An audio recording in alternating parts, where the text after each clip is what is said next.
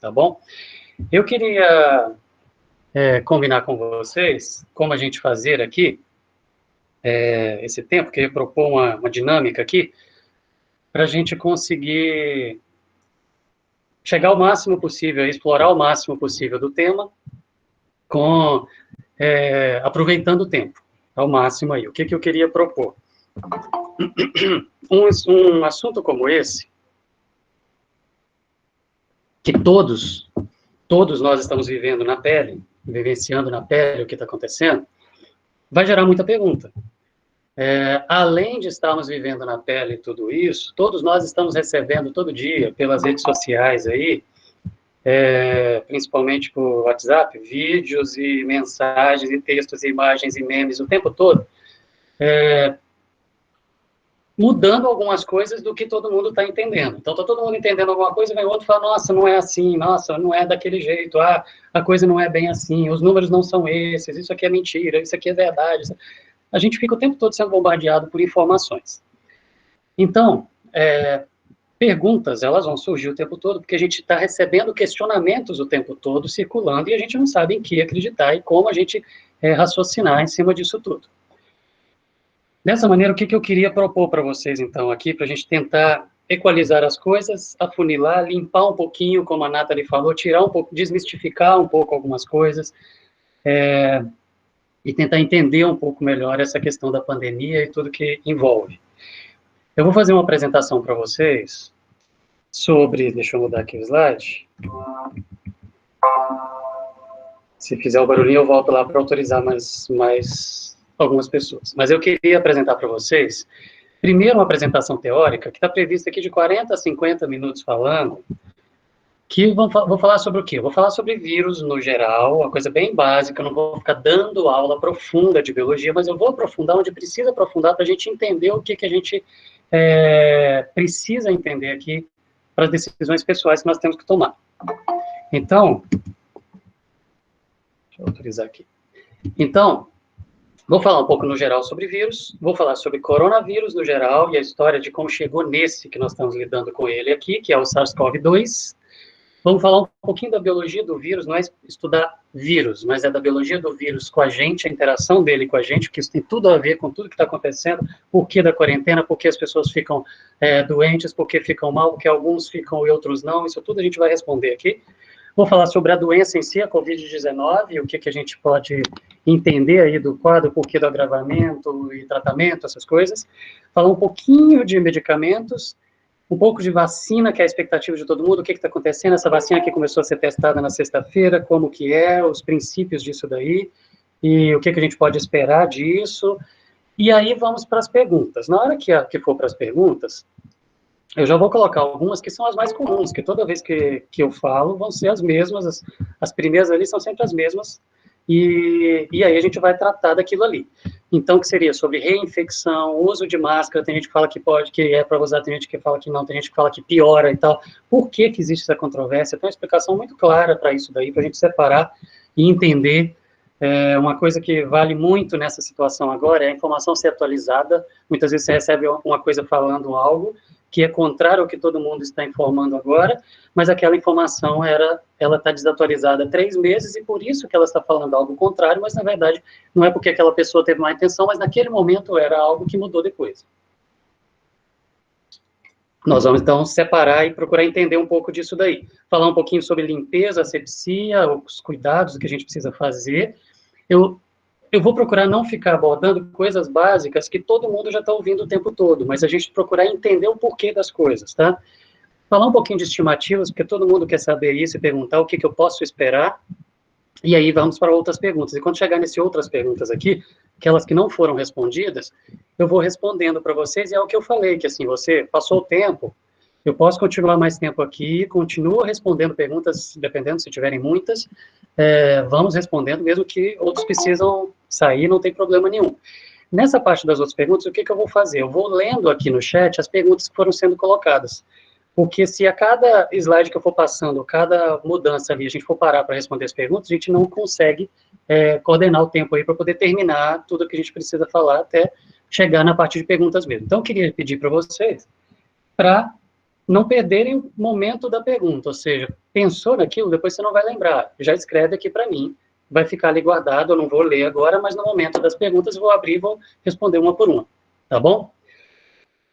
Vamos começar então? Primeira coisa, então, que eu queria tratar com vocês é sobre essa questão aqui, ó, data. Tudo que diz respeito a essa pandemia, que a gente vai estar falando aqui, ele vai...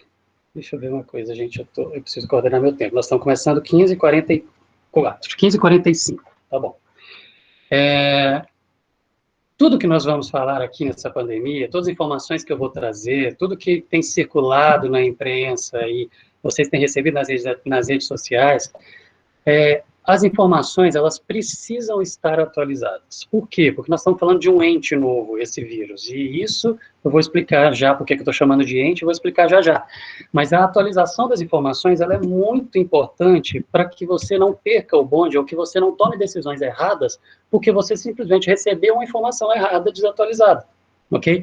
Nós estamos conhecendo esse novo ser, a interação dele com a gente, e esse conhecimento todo aí, ele está em construção. Então, a gente precisa de informações atualizadas.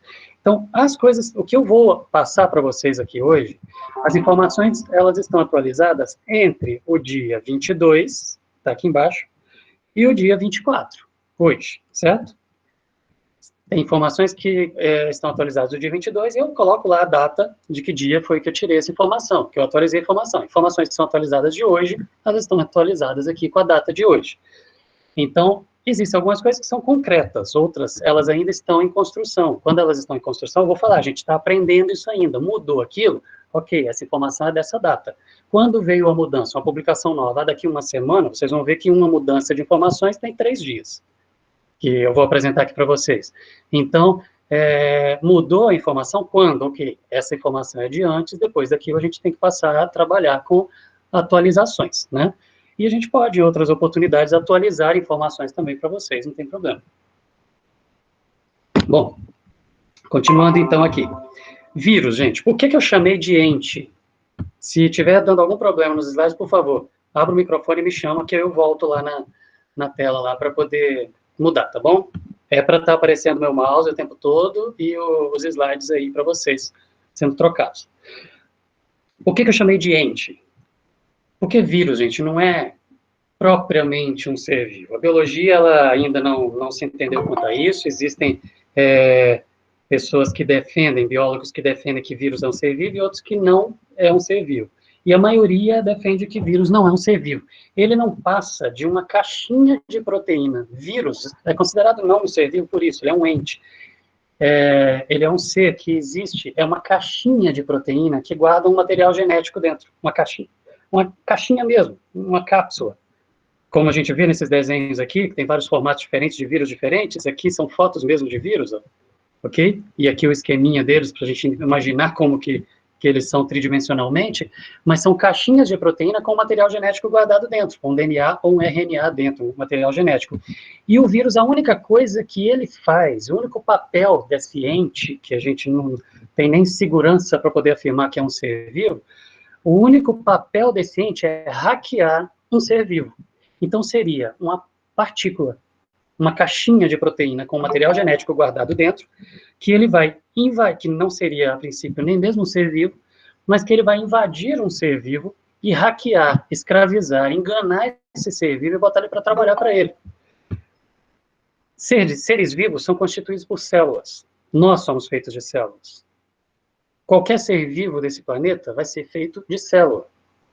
O vírus, e essas células, elas são comandadas por uma central de comando que está lá no núcleo das células ou no lugar equivalente do núcleo, dependendo do organismo, mas essa célula vai funcionar obedecendo uma central de comando, que seria, entre aspas, lá no núcleo ou no lugar do núcleo, onde ficaria o núcleo, obedecendo esse material genético, o DNA ou o RNA, mas, a princípio, obedecendo o DNA. Então, seres vivos são feitos por células que têm uma central de comando que manda, que define tudo que vai funcionar desse ser vivo. E nessa central de comando você teria ali o DNA. Um vírus seria uma caixinha de proteína que guarda um DNA ou RNA, ou seja, uma molécula, um pedacinho de material genético, que vai lá dentro nessa central de comando, vai mudar lá algumas coisas, enganar essa central de comando e fazer ela passar a trabalhar para ele. Então, o vírus em si, ele não é um ser, mas ele vive dentro de um ser. Ele faz um ser viver como se fosse ele. É a ideia de um zumbi, ok? Ele simplesmente está vivendo em função de manter e nutrir e produzir aquilo que está o comandando. É só se alimentar e existir para poder produzir mais vírus, ok? Esse ácido nucleico, esse material genético que está dentro do vírus, como eu falei, é DNA ou RNA. Essa caixinha de proteína que eu falei, o nome dela, o nome técnico é capsídeo, eu vou falar isso daqui para frente, tá bom?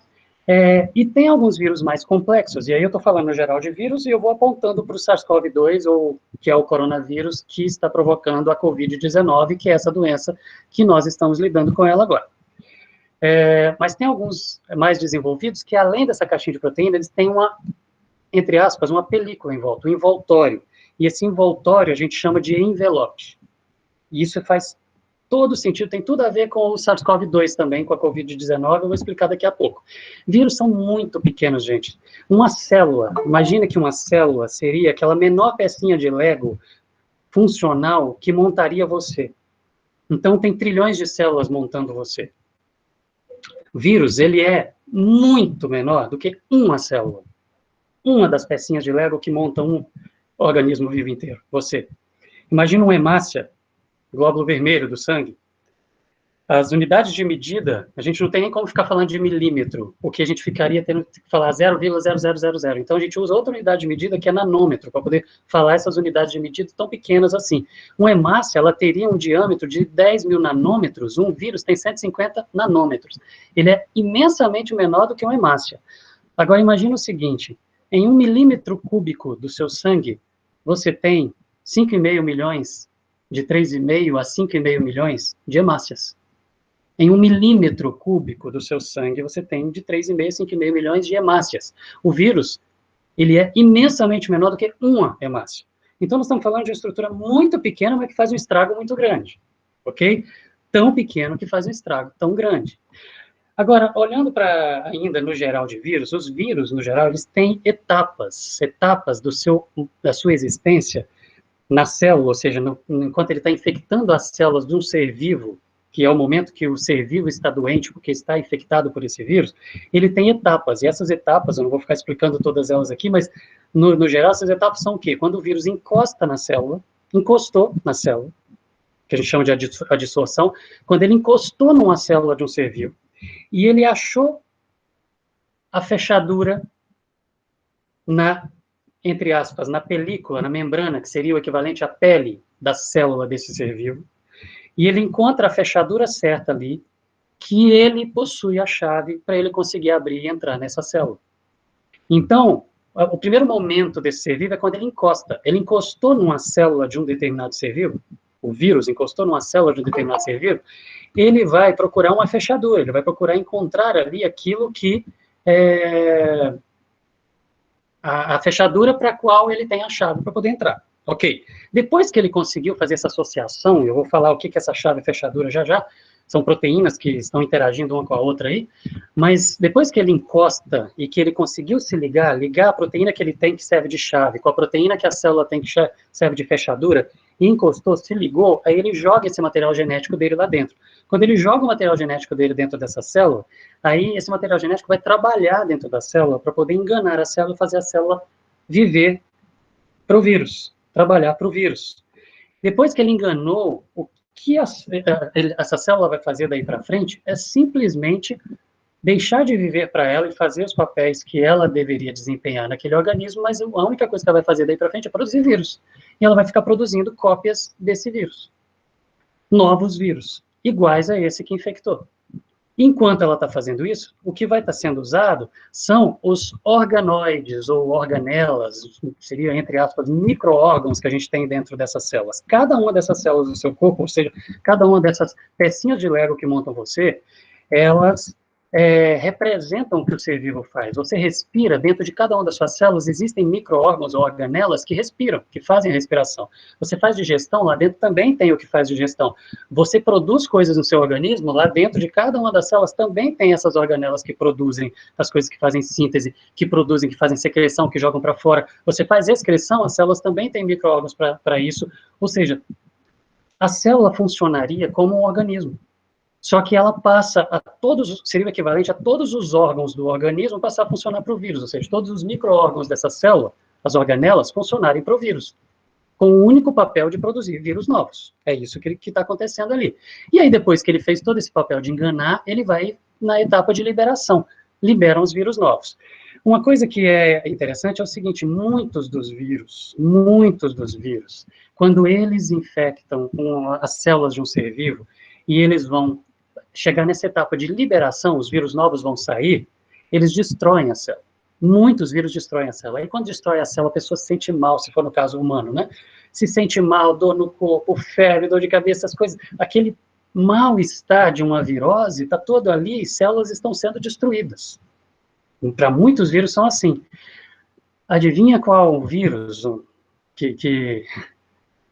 alguns vírus, e o SARS-CoV-2 é um deles, ele não faz isso. Ele não destrói a célula para liberar. Ele sai, a gente fala que ele é secretado, ele simplesmente sai, ele fica pronto, os vírus novos ficam prontos dentro da célula, a célula está servindo de fábrica de vírus, e ele simplesmente sai pela membrana da célula, ele vai lá, encosta nela e sai, carregando um pedacinho da membrana da célula, que seria essa película aí. Ele sai carregando um pedacinho. Esse pedacinho é aquele envelope que eu citei lá atrás. Ou seja, além da célula produzir vírus, além da célula parar de fazer o papel dela, começar a produzir vírus, ela ainda não vai ser destruída, a pessoa, então, na maioria das vezes, não vai sentir nada, não vai ter sintoma nenhum, nem sabe que ele está com aquilo. Os vírus vão ser secretados como você secreta saliva. Vai saindo saliva, os vírus estão saindo da célula. Simplesmente como se aquilo fosse o normal, e quando eles saem, eles carregam um pouquinho ainda da membrana daquela célula que ele infectou, e esse pouquinho que ele levou, em volta dele ali, servem de disfarce para ele, para poder facilitar na hora que ele vai chegar perto da próxima célula, ele enganar melhor ainda, para ela não combatê-lo, ok?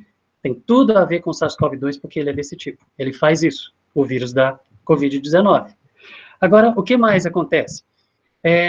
Em vírus que o material genético é o DNA, porque tem vírus de DNA e vírus de RNA. Em vírus que o material genético é o DNA que está lá dentro, quando ele entra na célula, isso aqui é um esquema mostrando uma célula por dentro. Então, o vírus, ele entrou dentro da célula, entrou dentro da célula, isso aqui seria a membrana da célula, o vírus entrou, jogou o material genético dele aqui, existe todo o citoplasma da célula, que seria como se fosse todo o corpo fora o cérebro da célula ali, onde estão todas aquelas organelas ali que eu falei, que vão passar a trabalhar para o vírus, mas ele vai enganar a central de comando que é lá no núcleo, está lá dentro, lá no meio. Ele vai levar esse material genético lá no núcleo, vai achar o DNA da célula, vai jogar o DNA dele ali dentro, vai enganar a célula vai produzir. Ao invés dela produzir RNA, que é uma molécula mensageira, que o DNA da célula produz para mandar para os organoides funcionarem do jeito que deveriam funcionar, ou seja, no normal, uma célula ela produz o tempo todo moléculas de RNA. Essas moléculas de RNA saem lá do núcleo e vão levando mensagens lá para as organelas, mandando elas funcionarem, lá para o citoplasma, para tudo funcionar do jeito que tem que funcionar, para produzir proteínas, e essas coisas vão fazer tudo na célula acontecer, e tudo que precisa acontecer vai acontecer a partir desse comando, que vem por essa molécula intermediária, que é o RNA. Vírus de DNA, ele joga o DNA dele lá no núcleo, engana o DNA da célula, e faz o DNA da célula produzir RNA do vírus, e não da célula, mandando ordens lá para o citoplasma, para a célula funcionar como o vírus quer, produzindo novos vírus, e não como deveria para a célula. Só que esse processo inteiro do DNA do vírus entrar, atravessar o citoplasma, conseguir penetrar no núcleo, entrar no núcleo, enganar o DNA produzir RNA do vírus, esse RNA do vírus ir lá para o citoplasma, esse RNA do vírus lá no citoplasma ser lido por decodificadores que tem lá no citoplasma, para poder traduzir, entender essa ordem e gerar a ação a partir dessa ordem, que é a produção de proteínas específicas. Esse processo inteiro que eu falei aqui, biológico, vírus de DNA, quando ele faz isso, até saírem vírus novos, demora. Exemplo, adenovírus é assim, herpes é assim, HPV é assim, São vírus desse tipo, demoram um tempo para poder já começar a sair vírus novos, porque tem esse processo inteiro para acontecer aqui. Tem vírus que são vírus de RNA. Só que vírus que são de RNA, quando eles entram, ao invés de já ir lá para o núcleo, enganar a célula, enganar o DNA da célula, vírus de RNA, normalmente eles entram, eles têm que, no citoplasma, o RNA dele virar um DNA para depois ir para o núcleo, para poder enganar o núcleo da célula para tudo isso que eu falei acontecer. Demora. Quer um exemplo disso? O HIV, da AIDS, lentivírus, HTLV, você tem vários vírus que fazem isso. O nosso vírus, o da pandemia, o que a gente está lidando com ele agora, não é de nenhum desses dois tipos. Ele é um vírus de RNA, o SARS-CoV-2, né, que é o nome desse coronavírus, desse tipo de coronavírus que está infectando a gente, provocando a Covid-19, ele é um vírus de RNA, só que ele é um vírus de RNA, fita simples, de sentido de leitura positivo. O que é esse sentido de leitura positivo? Vamos voltar aqui naquele desenho. O RNA do vírus entra da célula. Um vírus normal, não o SARS-CoV-2, o RNA do vírus entrou na célula, ele tem que... O RNA dele não consegue ser lido pelo decodificador da célula. E quando ele não consegue ser lido, ele precisa produzir um DNA para ir lá para o núcleo, para poder esse DNA do núcleo ser enganado, produzir um RNA do vírus do jeito que a célula consegue ler, mandar de volta para o citoplasma para ler, para depois fazer novos vírus. O SARS-CoV-2, ele não faz isso. Quando ele entra, o RNA dele já é de um jeito que os decodificadores da célula conseguem ler. Na hora. Entrou, já lê. Acabou de entrar, ele já consegue ser lido e já consegue produzir vírus novos na hora, e já começa a produzir, a célula já vira escrava, antes mesmo do DNA ser enganado. Do DNA do núcleo da célula ser enganado. Então ele é muito rápido, em primeiro lugar, para penetrar, ele é muito rápido para poder agir lá dentro da célula, e muito rápido para começar a produzir vírus novos. Isso tem tudo a ver com por que a gente nunca fez quarentena para a gripe comum e estamos fazendo agora. Daqui a pouco a gente chega nisso daí. Outra coisa, de onde veio isso? Aí agora eu quero tirar algum mito aqui também. Corre muito a informação de que esse vírus é uma arma biológica. Pode ser? Pode. Pode tudo. Existe tecnologia para poder produzir uma arma biológica do jeito que é esse vírus, com tantas coincidências nele, que eu não falei nem um terço das coincidências ainda vou falar. Falei, por enquanto, só dele ser rápido ali dentro da célula, dele carregar um pedaço da célula quando sai, lá uma membrana para poder enganar a próxima célula com mais facilidade. Falei só de 2 coincidências, tem mais um monte. Mas pode ser uma arma biológica? Pode, existe tecnologia para isso? Existe, mas provavelmente não. Provavelmente não. É muito pouco provável que seja uma arma biológica, mas muito pouco provável. Por quê? Vamos lá. Esse coronavírus, ele é um tipo. Esse SARS-CoV-2 que nós estamos lidando com ele, é um tipo. É um dos coronavírus de uma família gigante de tipos de vírus, de coronavírus, né? Coronavírus é um nome genérico para uma família de vírus. E esse SARS-CoV-2 que nós estamos lidando com ele é um deles, um dos tipos só. E ele é um parente desses todos, e essa família inteira de coronavírus infecta um monte de organismos diferentes, um monte de animais diferentes, inclusive humanos também. Então, estudando os parentes próximos desse SARS-CoV-2, logo que a pandemia começou, fizeram sequenciamento do material genético dele, fizeram comparação com os outros parentes, a gente pôde perceber o seguinte: existe um morcego que vive lá naquela região onde a pandemia começou, lá de Wuhan, lá na China, próximo ali. Existe um morcego que é infectado pelo coronavírus, por um coronavírus específico de morcego que chama Bat-Cov. Bat-Cov, RAT-G13 aqui, né, completo o nome dele, mas é um Bat-Cov. Bate de Batman mesmo, essa ideia, bate, porque vem de morcego, justamente, aí a ideia é por causa do nome original lá, do morcego. Mas existe um coronavírus específico de morcego, que é esse Bat-Cov, que ele tem 96% de similaridade com o SARS-CoV-2 que está infectando a gente. 96% de similaridade, gente, é quase igual. Muito parecido, muito parecido. Outra coisa, existe um outro animalzinho, que é o pangolim, que é esse aqui, ó, que se enrola todinho como se fosse um tatu-bola, só que é um animal grande, também lá daquela mesma região, que geneticamente ele é 90, quase 92% igual ao nosso SARS-CoV-2. Muito parecido. E o SARS-CoV-1, que já provocou epidemia, não pandemia, mas já provocou epidemia alguns anos atrás, vou citá-lo de novo daqui a pouco, o SARS-CoV-1, ele é quase 80% igual.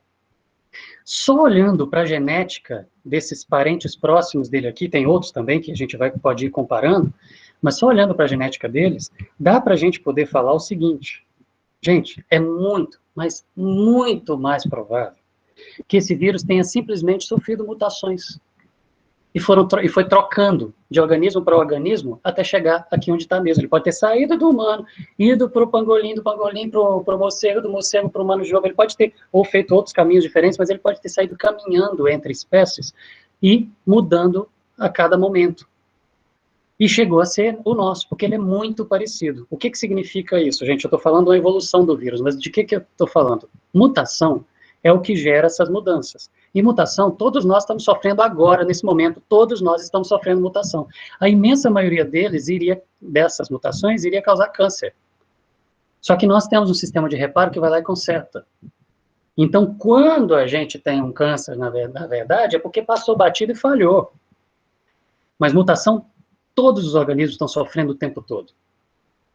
E tem o sistema de reparo para consertar. Só que o vírus não tem isso. O vírus não é célula. O vírus é aquela caixinha guardando o material genético, uma molécula que vai lá hackear uma célula para poder trabalhar para ele. Então ele não tem nada, não tem organelas, não tem organoides, não tem sistema de reparo, não tem nada. É só aquilo guardado ali para funcionar, para hackear. Então, o vírus, quando sofre mutação, ela fica lá, não conserta. E como não conserta, ele sofre mutação em uma muito maior quantidade, em maiores proporções do que a gente. E a maioria dessas mutações acabam com o vírus. Só que são milhares de vírus produzidos ao mesmo tempo, a mutação deu errado, a outra deu errado, a outra deu errado, alguma dá certo, que faz com que uma proteína específica que está ali naquela caixinha do vírus, que servia de chave para abrir a fechadura de uma célula específica para entrar, ela muda. E na hora que ela muda, vira uma perninha para o lado, muda uma ligaçãozinha para um lado ou para outro, pouquinha coisa que ela mudou, ao invés de abrir aquela fechadura daquele tipo de célula, daquele organismo que ele infectava, ela passa a abrir de outro. E aí, por azar, aquele organismo estava do lado de, por exemplo, um ser humano, e aquele ser humano, e aquele vírus sofreu a mutação, acabou tendo algum contato com esse ser humano, encostou nele, e encostou lá, e achou a fechadura, entrou, penetrou, acabou. A partir daquele momento, aquele vírus não é mais de outro ser vivo, mas ele é humano. Então, provavelmente, não é arma biológica, provavelmente é simplesmente processo natural de evolução do vírus, mas que calhou de juntar várias coincidências num único ser, um único ente, que provoca esse tanto de coisa que a gente está vendo e o que a gente vai tratar aqui. Agora, ainda seguindo em frente, eu falei dos parentes próximos, né? A primeira vez que a gente teve um salto genético desse aí, de uma espécie para outra, né?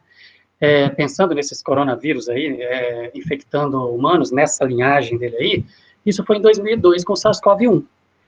Ele atingiu lá o Sudeste Asiático, chegou até 29 países e infectou mais de 8 mil pessoas, isso já é passado, a gente já tem os números direitinho, e só 800 morreram, né? De 8.800 morreram, ok. Então ele tem uma mortalidade, tinha uma mortalidade maior do que a gente está vendo aqui. Mas vamos lá, em 2012 a gente já viu um outro muito parecido com ele também, que é o MERS-CoV. Em 2012, lá ele veio de camelo, foi lá na Arábia Saudita, espalhou lá pela Europa, África, Estados Unidos. Esse tinha uma taxa de mortalidade alta, que variava de 30% a 40%. Só que ele infectou só 2.500 pessoas e acabou. Por que acabou? Daqui a pouco a gente vai entender. Por que não virou pandemia lá atrás? Daqui a pouco nós vamos entender isso, ok? Mas isso foi em 2012. Já o nosso SARS-CoV, essa informação está atualizada, como eu falei, ao dia 22, até o dia 22, tinha infectado mais de 9 milhões de pessoas, certo? Casos confirmados, confirmado significa exame feito, e 473 mil mortes no mundo, ok? Vamos entender por que esse vírus infecta, então, com tanta facilidade, o que ele tem de especial e tanta coincidência que tem nele. Vamos lá. Sabe essa chave que eu falei que entra na fechadura da membrana da célula para entrar? Gente, um vírus, ele é específico para uma determinada fechadura. ele tem chaves específicas para fechaduras específicas. Um vírus de intestino, ele tem proteínas nessa caixinha dele que vão se ligar em proteínas que estão na membrana da célula para poder abrir, para entrar, que são específicas de células de intestino. Um vírus de garganta, de vias aéreas superiores, é específico de células de vias aéreas superiores. Um vírus que vai infectar lá embaixo pulmões é específico de lá. Um que vai infectar, por exemplo, o fígado é específico de lá, de pele é específico de pele. As chaves são específicas para fechaduras específicas. Vírus específicos, normalmente eles são específicos para tipos de células específicas, eles têm proteínas específicas que unem aquelas células, e ele não sai infectando tudo, não. Então, você pode encostar num vírus que infecta intestino e você encostou na pele, ele não teve contato lá com células do intestino, que não vai infectar. Porque ele não tem a chave, que é essa proteína específica. O SARS-CoV-2, o salto que ele teve, a grande vantagem pro vírus, é que ele tem uma proteína que chama spike, que essa proteína, que está aqui representada, que essa proteína, ela serve como chave para poder abrir uma fechadura, e essa fechadura é uma outra proteína que a gente tem na membrana das nossas células, que chama ACE2, é a enzima conversora da angiotensina 2, vou falar só ACE2 daqui para frente, que tem tudo a ver com essa história de agravamento, porque alguns sim, alguns não, tá? Ele tem essa proteína spike que consegue se ligar nessa ACE2, e essa ACE2, ela tem em diversos tipos diferentes de células do nosso organismo.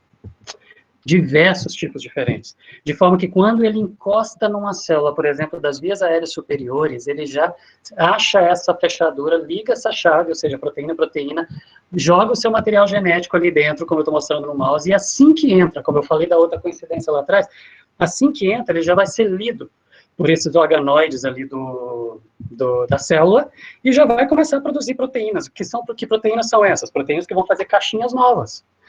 Além disso, proteínas que ele vai quebrar essas proteínas um monte de pedacinho, outras que vão fazer cópias desse RNA do vírus. Então, ele vai fazer cópias do RNA dele e fazer proteínas, usar as organelas das células para poder fazer proteínas novas para encaixar isso e soltar.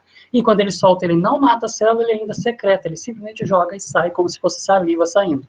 Então, ele entra fácil, tem uma chave que entra por várias vias, que pode abrir fechaduras de vários tipos de célula, por isso afeta vários tipos de tecidos diferentes do corpo, órgãos diferentes, de formas diferentes, provocando vários sintomas diferentes, agravamentos diferentes, dependendo da quantidade que essa pessoa tem dessa proteína aqui, eu vou explicar isso já, e ainda não destrói completamente as células do organismo para sair, ele fica simplesmente espalhando o vírus e produzindo. O organismo vira, como eu falei da ideia do zumbi, ele vira um fabricante de vírus para poder sair espalhando. O papel é só isso, é só espalhar, ok?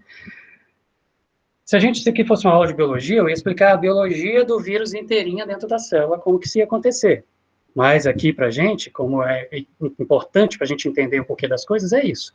Ele tem a proteína certa, que consegue se associar como uma chave para a ACE2, que está na membrana de um monte de tipos de células diferentes, como a gente já vai ver, e quando ele entra, ele já funciona de cara, ele escraviza a célula, faz todas as organelas da célula serem escravizadas por ele e produz vírus novos que vão saindo prontinhos.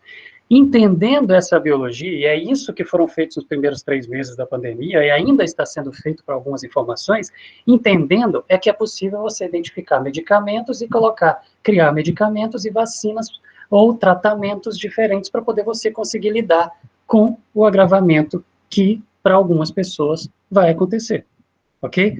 Então, remédios vêm do conhecimento, medicamentos vêm do conhecimento da biologia do vírus. Só que esse vírus nasceu em dezembro. Algumas teorias estão falando de um pouquinho antes, mas digamos que seja dezembro, novembro. Ele nasceu agora, ele acabou de aparecer. A mutação aconteceu provavelmente lá em dezembro, pulou de um animal para o humano lá em dezembro, ali já começou a espalhar e a gente conhece a história daí para frente. Então, conhecer um ser novo, esse ente novo que acabou de chegar no planeta, entendeu?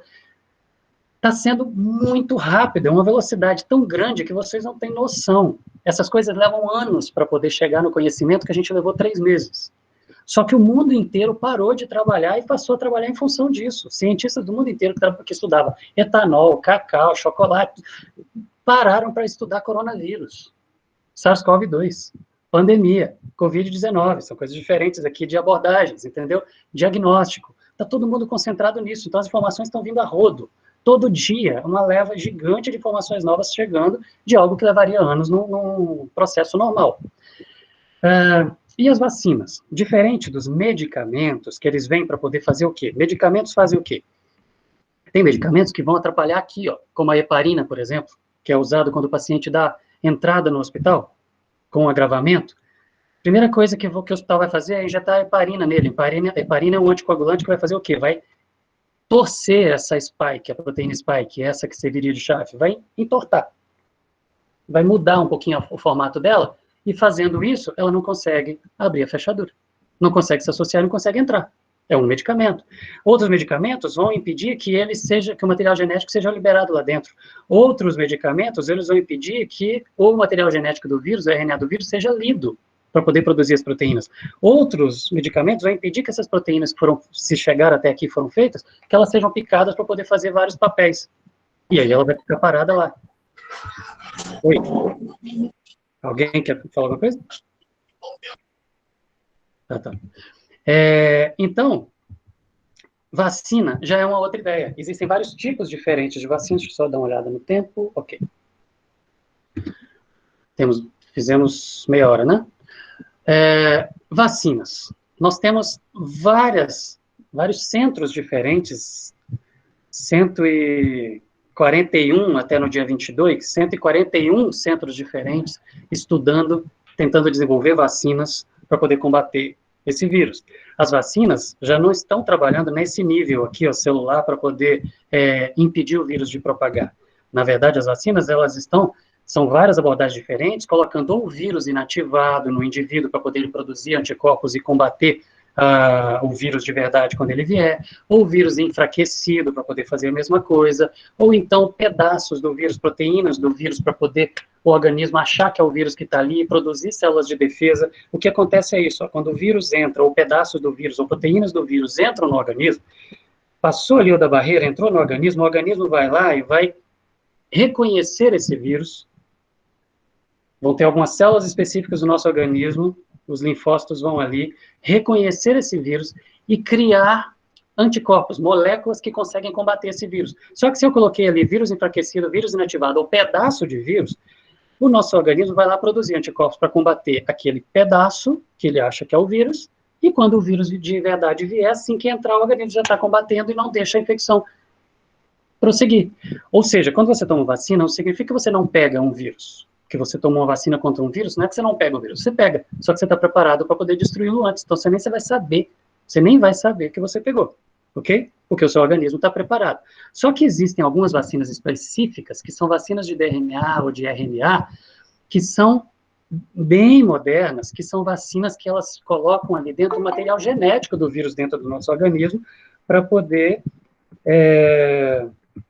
fazer com que o nosso próprio organismo produza a proteína que vai gerar reação imunológica e a gente produzir os anticorpos. Então, tem um monte de conhecimento embutido aí atrás, mas o que eu queria apresentar para vocês agora sobre vacinas é o seguinte: todas estão na direção de vamos fazer os nossos organismos produzirem anticorpos para poder combater isso antes dele tomar conta do nosso corpo, ok?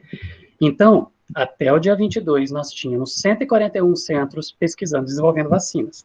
No normal, que não é agora, no normal, uma vacina, ela passaria por uma fase pré-clínica que não tá testando em seres humanos, depois fase 1 que testa em alguns seres humanos, fase 2 em algumas centenas de seres humanos, fase 3 em milhares de seres humanos, para depois chegar a uma aprovação, ok?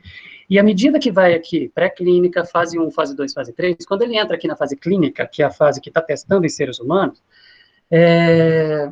vai avaliando riscos, efeitos colaterais, essas coisas todas, de poucas pessoas para dezenas, centenas e milhares. Isso vai devagarzinho, bem devagar. Nós estamos numa situação onde o mundo inteiro precisa de uma vacina rápida. Então, o que está acontecendo? Combinando fases. O que significa isso? Está pulando. Não tem todas as respostas ainda da fase 1 e 2, ela está em andamento, mas já está fazendo a 3 também. Ok?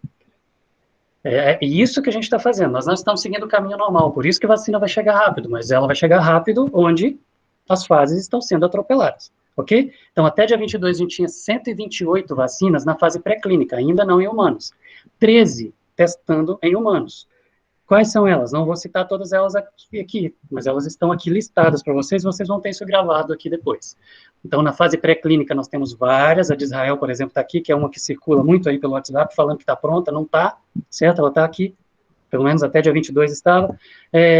Na fase 1, testando em alguns humanos, um número pequeno, procurando avaliar a segurança, a dose que é adequada, se provoca uma resposta imune ou não. A gente tem algumas na fase 2, e algumas já estão testando na fase 1 e também na fase 2, já estão fazendo ao mesmo tempo 1, 2 e 3, tá bom? Mas alguns vendo a dosagem, outros vendo segurança, na fase 3 com milhares de pessoas, já vendo efeitos colaterais e resposta imune já em milhares de pessoas, isso daí para gerar estatística para poder começar a vacinar todo mundo. Nessa fase 3, por exemplo, nós temos a chinesa aqui, a Sinovac, certo? Que é de vírus inativado, que vai ser testada no Brasil, e essa a conhecida vacina de Oxford aí, da AstraZeneca, que já começou a ser testada na sexta-feira passada em São Paulo e no Rio de Janeiro. Está sendo testada aqui também, ok? Então é isso que está em andamento. Então, chega aquela mensagem assim, falando, nossa, a vacina está pronta, daqui um mês já vamos receber. Qual vacina está pronta? Tá, em que fase ela está? Não, então não é. Essa mensagem é de 3 meses atrás e a pessoa mandou para você achando que é da agora, ok? Essa vacina de Oxford, como eu falei, ela é uma das mais avançadas, é a que está em estágio mais avançado, e ela faz o quê? Ela pega um adenovírus, que é um vírus que provoca resfriado em chimpanzé,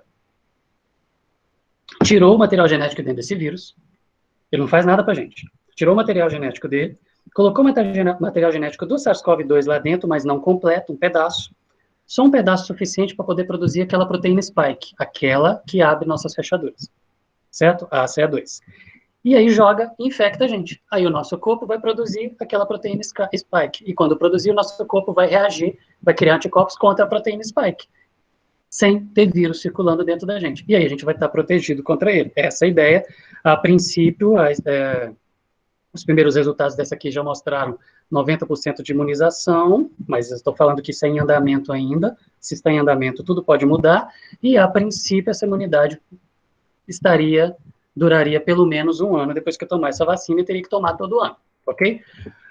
Só mais um detalhe falando de vacinas, é o seguinte, quando vier, gente, não vai vir uma vacina só. Chegou uma, daqui a algumas semanas a outra está chegando, e a outra está chegando, vai ter vacina sendo produzida no mundo inteiro por várias empresas diferentes, porque é uma fila. E elas vão sendo produzidas, e aí os governos vão comprando para poder vacinar. Primeiro os grupos de profissionais de saúde, depois grupos de risco, depois a população no geral, isso vai seguindo aí uma lógica de manejo da pandemia.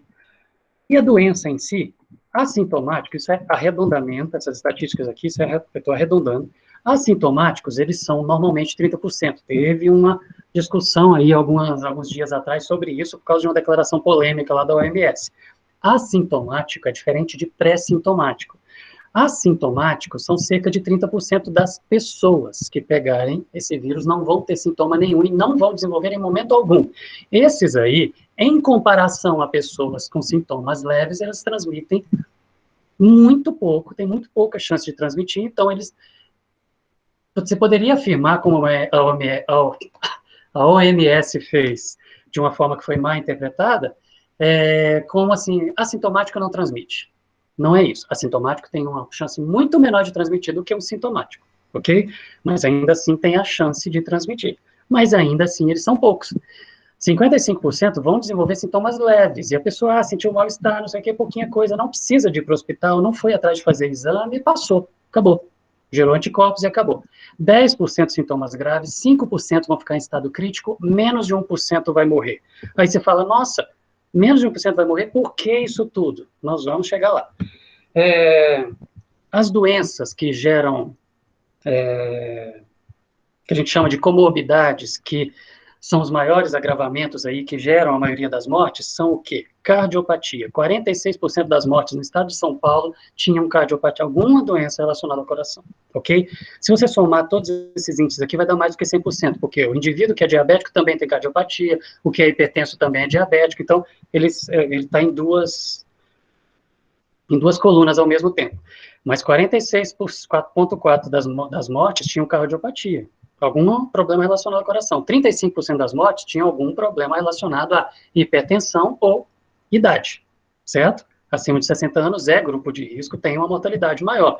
34% tinham diabetes, 9% doença neurológica, neurônios, 5,6% obesidade, 8% doença renal, 7% pneumopatia, alguma doença que afeta pulmões, ou seja, pessoas que têm alguma doença imunológica, por exemplo, que afeta pulmões, ele está aqui nesses 8% de mortes aqui.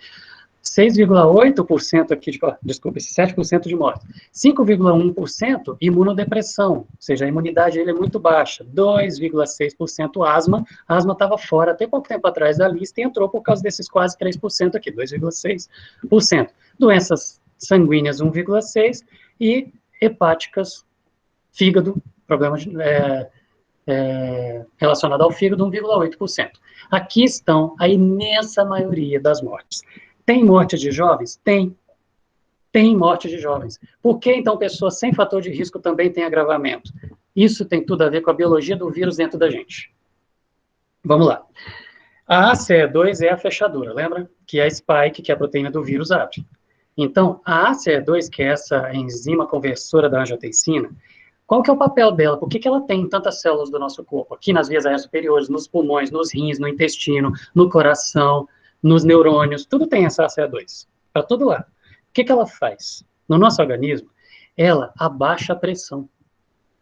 Essa proteína que a gente tem abaixa a pressão. Indivíduos que têm pressão alta, eles precisam de mais dessa ACE2. Então, eles expressam mais, significa que eles produzem mais essa proteína. Então, eles têm mais fechadura. Então, é mais fácil entrar neles do que no indivíduo que não tem pressão alta. Dá para entender um pouquinho por que o hipertenso tem um agravamento maior. É um dos motivos, não é o único, tá bom? Outra coisa, quando essa proteína spike do vírus se conecta na ACE2, ele inativa a ACE2. Como ele inativa, faz a pressão do indivíduo subir. O cara já é hipertenso e o vírus ainda vai fazer diminuir as proteínas que abaixariam a pressão dele. Então, a pressão vai subir. O indivíduo já tem um agravamento por efeito colateral, nem é o vírus que está provocando, é a pressão do indivíduo que subiu. Alguns dos vídeos que circulam por aí falando que é tudo uma teoria da conspiração, de que não existe pandemia, coisa nenhuma, que as mortes são por hipertensão, por infarto, por não sei o quê, sim, mas é porque é um desdobramento da infecção do vírus. Mas sim, foi porque a pressão subiu, mas porque o vírus estava lá, fazendo essa elevação da pressão. Diabético ele já provoca pequenas lesões nos vasos sanguíneos. Aí você imagina, lesão no vaso sanguíneo, você faz um pequeno rasgadinho no vaso, e a pressão sanguínea está forte, está batendo ali, aumentando esse rasgadinho no vaso. Você vai ter complicações relacionadas a isso. Tem outra coisa da diabetes também. O indivíduo, se não tem a sua diabetes controlada, ele tem mais glicose, uma taxa de glicose maior no sangue, ele está dando mais energia para o vírus produzir, ele produz mais vírus. O seu organismo, a sua célula vão produzir mais vírus. E esse trabalho, saiu no dia 25 de maio, essa descoberta, no dia 25 de maio, publicada pela FAPESP, não saiu nem a publicação do artigo ainda, tá? Outra coisa, vias aéreas superiores, aqui, boca, garganta, nariz, aqui onde a gente pega esse vírus, tem muita dessa ACE2. Então, por isso que pega fácil. Você põe a máscara, você está filtrando, mas, nossa, eu estava de máscara e ainda assim peguei. Passou por uma fresta e entrou nas vias aéreas superiores, tem fechadura ali à vontade. Aí ele encosta, ele se liga, ele penetra e a doença começa. 80% de chance de você não saber, de nem saber que teve, mas ela passa por você, ok? Os alvéolos pulmonares, lá embaixo, lá nos pulmões, também tem muito dessa proteína, então por isso que alguns têm agravamento, quando o vírus chega até lá, quando o seu organismo não deu conta de combater antes.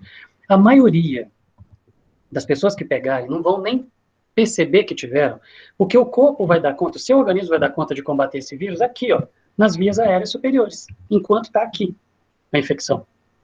E não chegou nem a afetar pulmões, neurônios, intestino, coração, rins, nada. O organismo já deu conta. 80% dá conta, sem precisar de nada. Ok? Aqueles que não deram conta é que vão para lá, pulmão, rins, coração, intestino, neurônios. E vão tendo os desdobramentos disso daí. Ok? Bom, os coronavírus humanos conhecidos que provocam resfriado comum, simples, sem problema nenhum, eles afetam muito mais as vias aéreas superiores. E espalham muito fácil, mas não geram casos graves. O MERS-CoV e o SARS-CoV, aqueles que eu falei lá, que eram parentes dele, eles infectam muito mais as vias aéreas inferiores, aqui de baixo, o pulmão. Eles afetam muito mais o pulmão. E geram um agravamento muito maior. Só que eles não transmitem fácil, porque eles não estão aqui, ó, na região onde você está borrifando o vírus. O nosso SARS-CoV-2, ele juntou as duas coisas. Ele infecta fácil as vias aéreas superiores, transmite fácil daqui para fora e consegue infectar pulmão, rins, coração, intestino e neurônios. Ok? Ele ajunta as duas coisas, mais uma coincidência desse vírus aí. Então, por isso que a gente tem essas situações de, nossa, a pessoa morreu de infarto por causa do coronavírus, o que é isso? Aí tem memes falando disso, né? Ah, o indivíduo morreu de infarto e chamaram de coronavírus. A infecção pelo vírus pode gerar, sim, a complicação cardíaca, porque ele tem muita da ACE2 no coração e o vírus pode chegar até lá se ele passou dessa região e caiu na corrente sanguínea e foi até lá. Então, você tem muita dessa ACE2 no coração, nos rins e no intestino, tá bom? Então, sintomas como diarreia, por exemplo, que costuma vir posterior, é porque demorou para chegar, mas ele chegou até o intestino e infectou lá, então você tem isso também. A perda de paladar, a perda de sensibilidade em algumas situações envolvendo o sistema nervoso central, porque nos neurônios tem muito dessa ACE2 também. Então, isso tudo já explica. Por que que morre mais homem do que mulher? Porque homem tem mais ACE2 produzida do que mulher. Então, nós temos mais fechadura do que mulher tem. Então, porque o homem tem mais fechadura do que a mulher, ele tem uma chance de agravamento maior. Em números, considerando o mundo inteiro e não localizado por país, um homem tem 50 mais de chance, um homem que pega a Covid-19 tem 50% a mais de chance de morrer do que uma mulher. Porque ele tem mais dessa proteína, ok? Então, para as perguntas agora. Quais são os principais questionamentos? Deixa eu olhar aqui o tempo. Ok, nós estamos há 45 minutos falando, estamos dentro do programado. Dá para pegar de novo? Dá para pegar de novo infecção? Essa informação começa alguns meses atrás, a resposta disso começa alguns meses atrás e termina essa semana. E a gente ainda tem capítulos ainda para frente, ok? Mas vamos lá. No primeiro momento, quando a doença chegou, não existia, ninguém conhecia o SARS-CoV-2, é um ente novo. Apareceu em dezembro, em janeiro no mundo. Em fevereiro, março, pandemia. Todo mundo começou a estudar. De março para frente começou a sair informação. Só de março para frente as informações foram saindo a partir daí. Você saber responder se dá para pegar de novo, gente, só tem como responder isso com segurança olhando se dá para pegar de novo. Porque a gente está falando da interação de um organismo com o ser humano. De um organismo, nem organismo, de um ente com o ser humano. E desse ser com o ser humano, e esse ser que acabou de ser apresentado para o ser humano, que acabou de chegar. Não dá para afirmar isso com precisão e certeza absoluta. Então, o que dava para fazer antes? Que foram as informações que já saíram, que circulam por aí, que vocês podem receber, mas elas já estão desatualizadas. O que dava para falar antes? O que foi feito para poder responder isso? No primeiro momento, comparar. Pega o SARS-CoV-2. Primeiro, comparação. Deixa eu ver aqui. Primeiro, pega o SARS-CoV-2. Infecta esse SARS-CoV-2 com um chimpanzé, com um macaco, 98% geneticamente igual a gente. Vai lá e infecta. Se ele é tão parecido com a gente, é bem provável que o jeito que acontecer lá a infecção vai acontecer aqui com a gente. Aí foi lá, infectou o macaco e colocou lá e começaram a acompanhar os macaquinhos lá para ver se eles estão imunes. Vamos tentar infectar de novo? Não, não deu. Vamos de novo? Não, não deu. Vamos de novo? Não, não deu. Esses resultados estão publicados 60 dias, já está aí há 90 dias, já esse experimento, mas não saiu ainda. Então, até 60 dias depois que fizeram essas infecções com os macaquinhos e foram observando, a imunidade estava lá. Pegou uma vez, não pega de novo. Era essa a resposta. Pegou uma vez, não pega de novo. Olhando para o chimpanzé. Provavelmente seria assim com a gente também. Tá certo? Mas provavelmente. Isso é comparação. É associação. Não é com o humano. Você não consegue, para estudar e responder isso para um ser humano, você não consegue botar um monte de seres humanos em gaiolinha, infectar lá coronavírus, controlar para ele não ficar circulando, para a gente poder fazer tudo medido, quantas partículas de vírus foram jogadas nele, para poder ver se ele pegou de novo, se ele não pegou, quando que pegou, quanto tempo. Você não faz isso com o ser humano. Então, como você tem que fazer com cobaia, é por comparação. Então, a resposta não é dá para pegar com certeza ou não dá para pegar. Você criou imunidade, você não pega de novo. Com certeza. Não dá para falar o com certeza. O com certeza é se você olhar para seres humanos. Então, no primeiro momento, a resposta é A princípio, você pegou, você não pega de novo, olhando para esse experimento com os macaquinhos, que está em andamento ainda. Se sair essa publicação amanhã e mudar alguma coisa, o que eu estou falando agora pode mudar, ok? Mas, por enquanto, o que a gente pode falar? 60 dias olhando para o macaco, a gente está protegido. É isso, ok?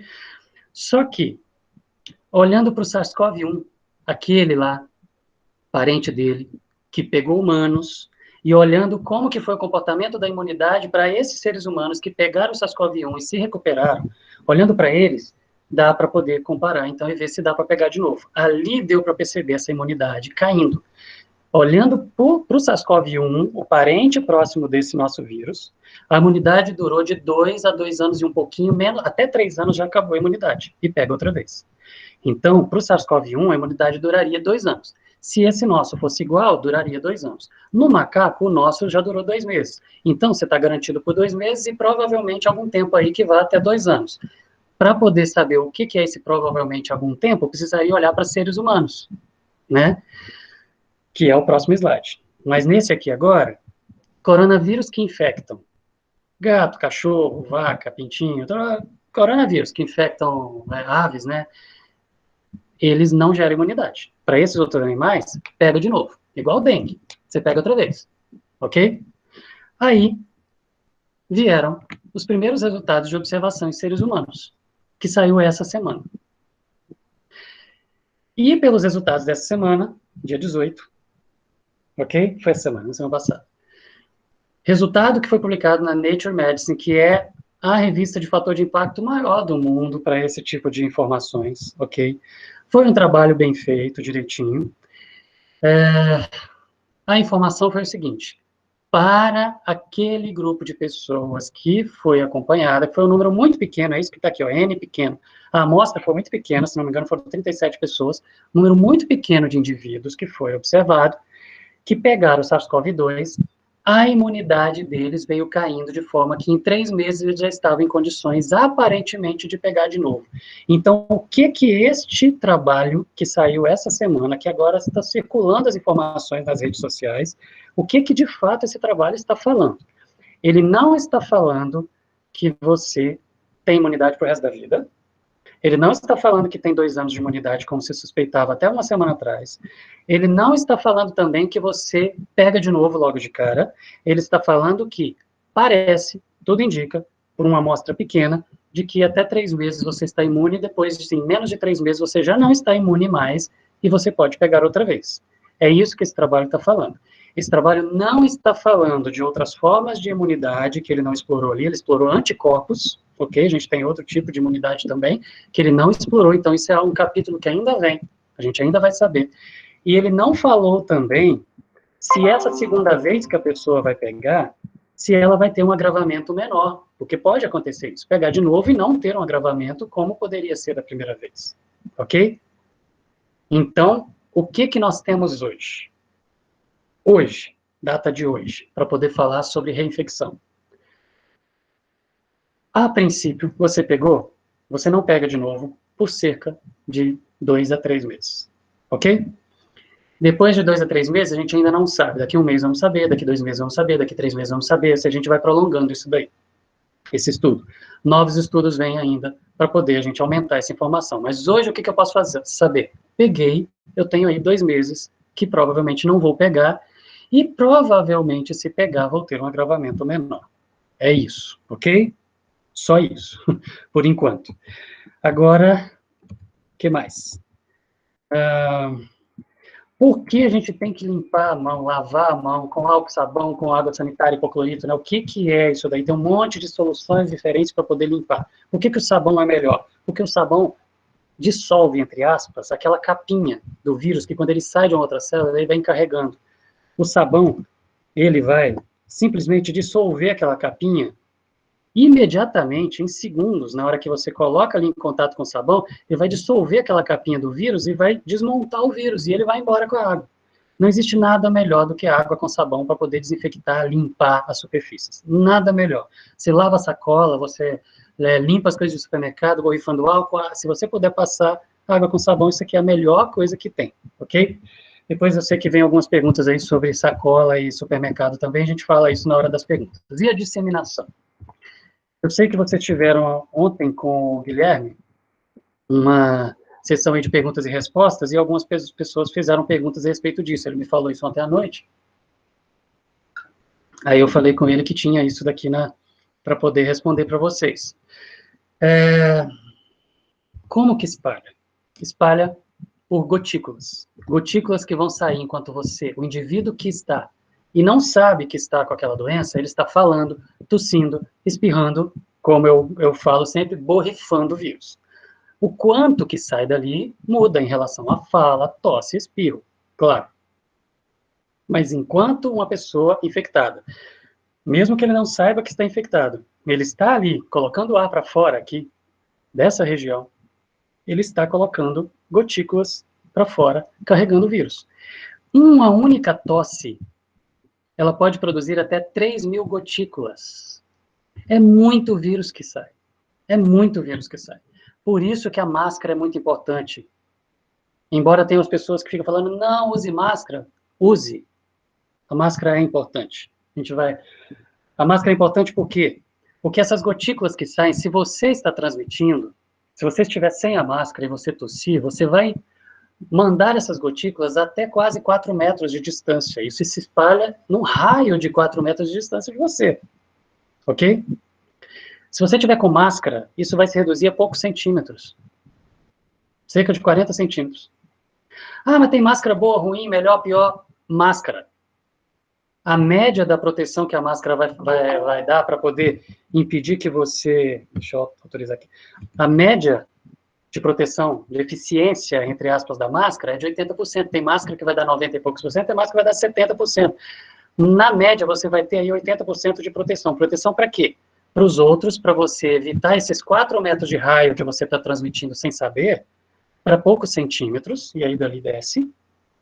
E também, se você não tiver pegado, o outro que está falando perto de você, o outro que está de máscara foi para poucos centímetros, então aquilo ali ficou pouco. Mas os vírus, essas gotículas que estão aí cheias de vírus, elas ficam no ar por até 3 horas. Então você borrifou ali por 40 centímetros em volta, mas aquilo ainda, algumas partículas ainda vão ficar suspensas no ar, até 3 horas. Depois disso, enquanto esse ar está viciado, se você está de máscara, você reduz 80% a chance de entrar. Você garante que você não vai pegar? Não. Você tem 20% de chance de pegar, mas você reduziu 80% a sua chance de pegar. Então, se você usa máscara, quem está transmitindo está usando máscara, e quem iria receber está usando máscara, você reduziu 80% de passar e reduziu 80% de receber. Você reduz muito a chance de infecção. Então, use máscara sim. E uma pergunta que vocês fizeram também lá foi sobre quanto tempo o vírus dura na superfície, para você saber o que você tem que limpar e o quanto que você tem que guardar. Deixa a compra no porta-mala do carro antes de levar para dentro de casa por quanto tempo. Esse trabalho já foi feito com SARS-CoV-2 e dá para a gente poder afirmar isso sim com tranquilidade. No cobre, uma maçaneta, alguma peça de cobre, 4 horas ele fica ali em condições de infectar. Tá? 4 horas. No cobre, isso tudo é temperatura ambiente, tá? Não estou falando de quente, não. Se ficar no quente, diminui. Todos os números vão diminuir. Mas na temperatura ambiente, normal, aqui, 4 horas em cima do cobre. No papelão, 24 horas, se não estiver molhado. Estou falando de papelão seco, 24 horas. No plástico, infelizmente, 72 horas. Então, sim, deixa no porta-mala lá 4 dias as compras, 4, 5 dias as compras, antes de subir com elas para casa. Se você deixar essas 72 horas, você cobriu tudo. Porque o ferro também é 72 horas, o aço também é 72 horas, o papel, dependendo do tipo de papel, vai de 72 horas até 96 horas. Então, se você tem uma caixa de compra de supermercado, compra de coisas, deixa lá no porta-mala, ou então limpe tudo antes de botar em contato com os demais ambientes da casa, tá bom? Tecido também 72 horas a 96 horas, tá? Esses aqui são os gráficos que não precisa para poder explicar como que é essa questão aí da contaminação do tempo que permanece na superfície. Quanto tempo ele permanece no organismo? Tem várias informações equivocadas que ficam circulando também. Vamos lá. Isso varia do quadro da pessoa, de como a pessoa está. E como a pessoa está, isso varia demais de pessoa para pessoa. Então, não existe fórmula mágica. Quem falar está chutando. Não existe fórmula mágica para poder colocar um número para você assim, ó. Começou o sintoma, com certeza absoluta, tantos dias depois você está transmitindo ou não. Isso vai depender da pessoa. Porém, você tem uma aproximação disso em função do estado. Uma pessoa que ficou em estado crítico, que ele prolongou, ficou internado no hospital, ele está com a infecção por muito tempo, ele está transmitindo, teoricamente, ele pode estar transmitindo o tempo inteiro, até aqueles que vão a óbito. Por isso o caixão fechado, ok? Uma pessoa que ficou em estado grave, enquanto ele está em tratamento, mesmo que ele já tenha gerado os anticorpos, ele ainda pode ter vírus. Existem casos que a gente veio acompanhando, que a pessoa tinha semanas internada e a pessoa estava ainda dando positivo para o vírus, estava ali, ok? Então, enquanto ele está em tratamento, enquanto ele está internado, que são os casos graves e gravíssimos, enquanto ele está internado, ele pode estar transmitindo. Agora, pessoas que tiveram sintomas leves a moderados, normalmente, para a imensa maioria dos casos, sintomas leves e moderados, são a maioria das pessoas que quase nem fazem os exames, tá? Nem fazem exame para isso. Eles vão transmitir por volta de até 14 dias depois daqueles sintomas leves terem acabado. Existem exceções que vão mais tempo? Existem, mas são exceções. Então, normalmente, até 14 dias depois de sintomas leves, a pessoa transmite, depois ele não está transmitindo mais. E quando eu falo até 14 dias, é até, ou seja, vão diminuindo os números. Se eu tinha 100 pessoas que transmitiam em 3 dias, eu vou ter 70 em 5 dias, eu vou ter 60 em 7 dias, eu vou ter 40 em 10 dias, entendeu? Isso vai diminuindo o número de pessoas que têm a possibilidade de transmitir. Chegando até 14 dias, você quase não tem pessoas mais transmitindo. O que passa disso é exceção, mas ela existe. A gente tem que conhecer, saber que a exceção existe. Agora, pessoas que são assintomáticos, sim, normalmente, assintomáticos são aqueles que pegaram, tiveram e não souberam e não vão saber. Só se fizerem exame, e aí, nossa, não senti nada e eu positivei no exame. Ok. Essas pessoas aí, em menos de 14 dias, eles já não estão transmitindo. E mesmo durante o período da infecção, do pico deles, eles têm uma chance pequena de transmissão. Ok? Os assintomáticos, a chance é pequena de transmissão. Não é que não transmite, mas ela é muito pequena. E dura pouco tempo. Tá bom? Só lembrando que 44% das infecções, isso foi publicado na Nature também, há poucos dias, 44% das infecções, elas vêm de pessoas assintomáticas, os que acham que não estão com a doença, tá bom? Tipo sanguíneo influencia no agravamento? Sim, tem um trabalho que foi publicado há poucos dias, que ele fez uma aproximação de informações. Então, nesse caso, o que ele fez com essa aproximação de informações? Pegou um monte de gente que teve, confirmado por exame, que teve a Covid-19, e testou o tipo sanguíneo deles. E viu que você tinha muito mais pessoas, corrigindo aí as proporções de variação de tipo de sangue, muito mais pessoas do tipo A do que do tipo O, por exemplo.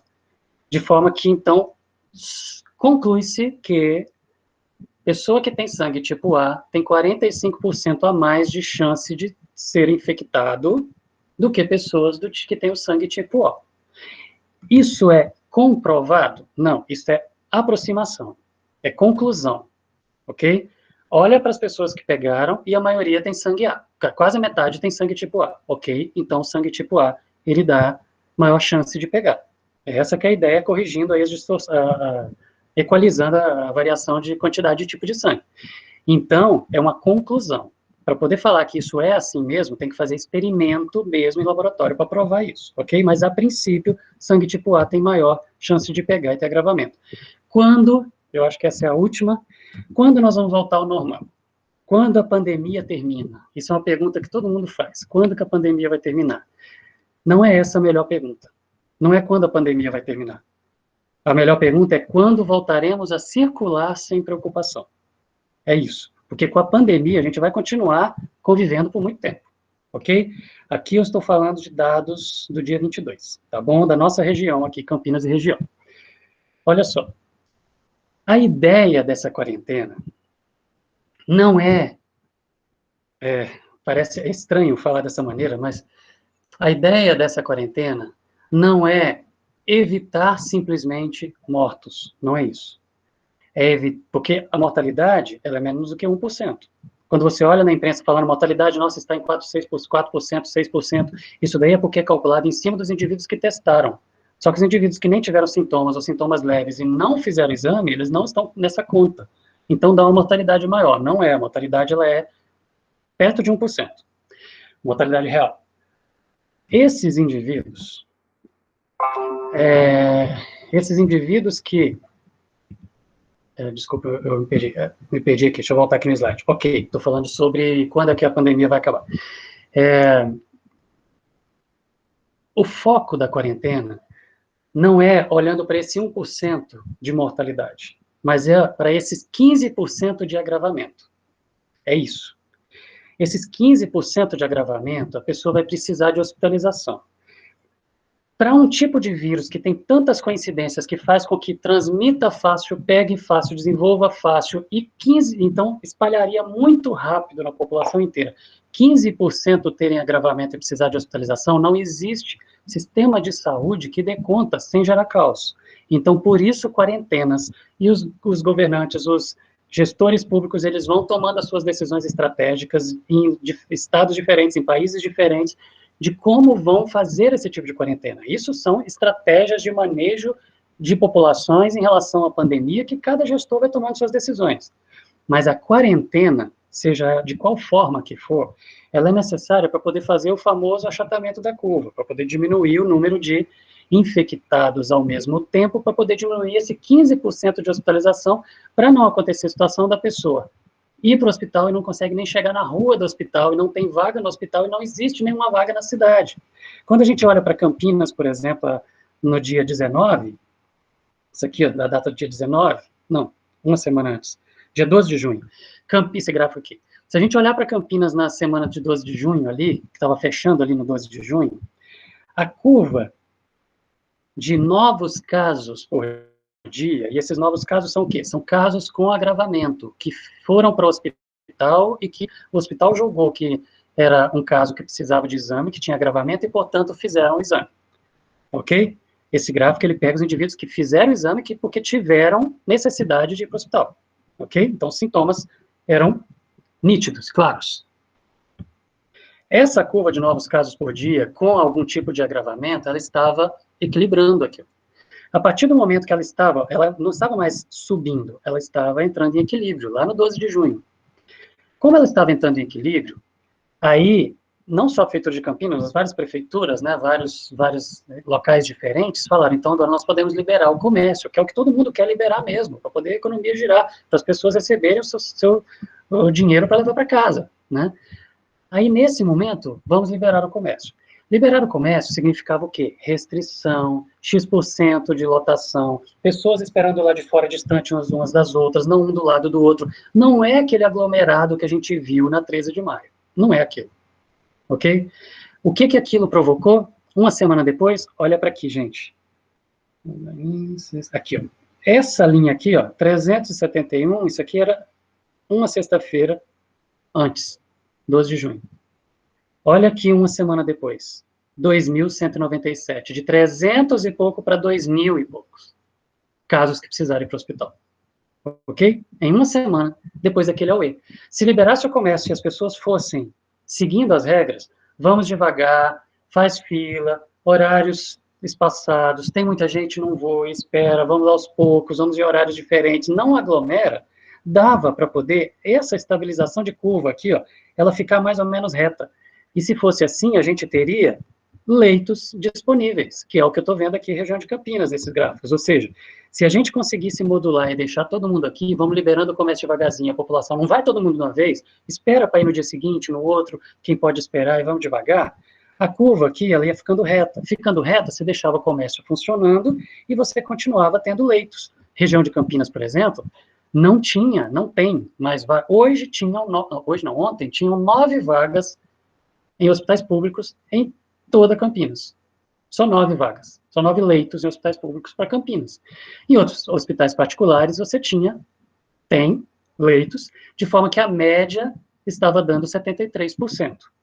Depois daquele aumento todo que teve ali, Prefeitura e Estado e hospitais particulares aumentaram o número de leitos. Como aumentaram o número de leitos, a gente conseguiu manter. Então, a gente ainda está na faixa de perto, nós estamos um pouquinho menos, 72% de ocupação de leitos. Porém, isso é uma média de público e privado. No público quase não tem vaga, no privado ainda tem. Ok? O objetivo, então, da quarentena é manter isso aqui, ó, nesse nível. Veio subindo, chegou num ponto que a gente dá conta de aguentar hospitais e leitos, então mantém isso aqui, liberando o comércio devagarzinho e vamos, sem todo mundo sair correndo. Foi a bronca que o prefeito deu ontem, se não me engano, falando, gente, não vai todo mundo de uma vez, porque nós vamos ter que fechar de novo. Ontem não, desculpa, na sexta passada. Ok? Agora, já mostrei isso daqui.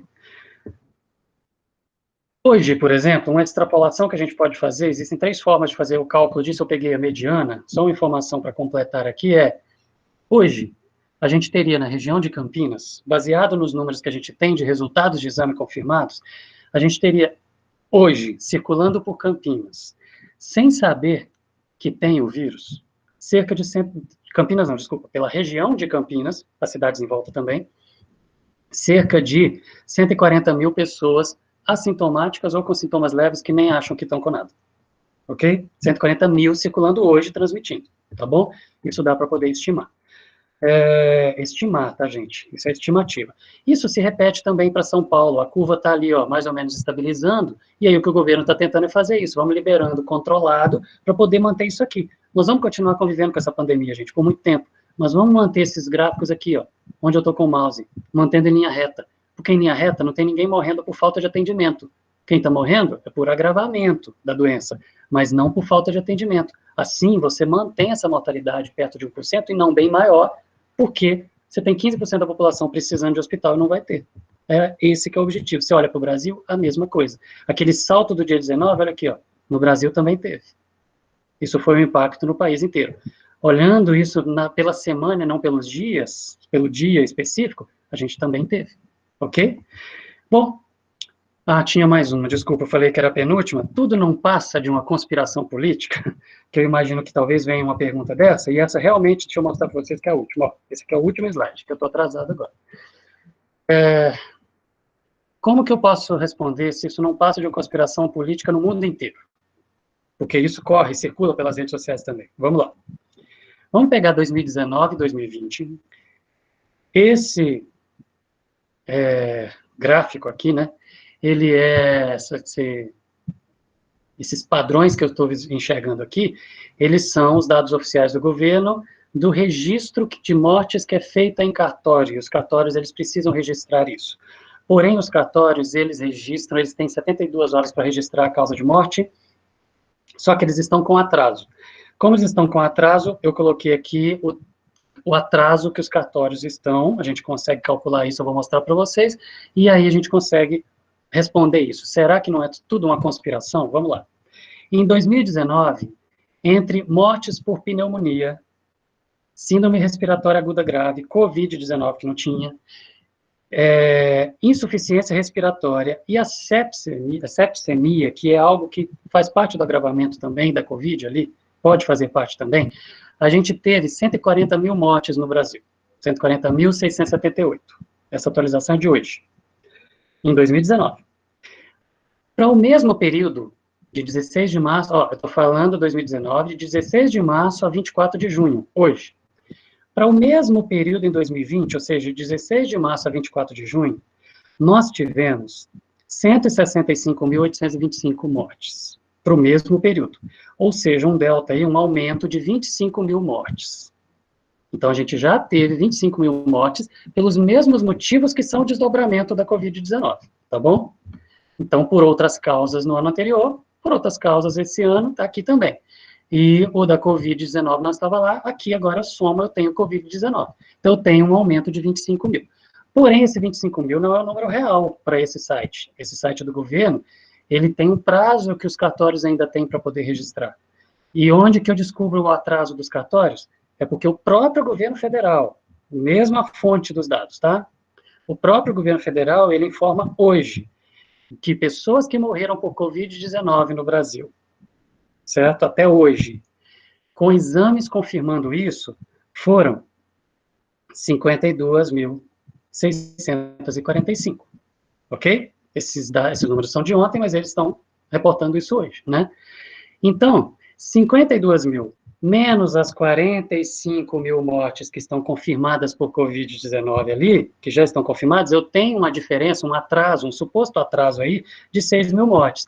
Então, essa diferença que eu tenho aqui de 25 mil mortes a mais desse mesmo período de 2019 para 2020, vira 31.868 mortes, ou seja, quase 32 mil mortes, considerando que tem atraso de registro dos cartórios e não somamos aqui nessas 31 mil mortes aqui a mais, nós não somamos, não consideramos que caíram o número de mortes, por exemplo, por atropelamento, acidente de trânsito, elas diminuíram, ok? Nós não estamos fazendo essa conta, nós estamos só olhando para o mesmo quadro ali de saúde, ok? Então, nós temos 52 mil diagnósticos de Covid, certo? De mortes confirmadas por Covid, certo? Nós temos um aumento de quase 32 mil mortes de um ano para o outro, para o mesmo período.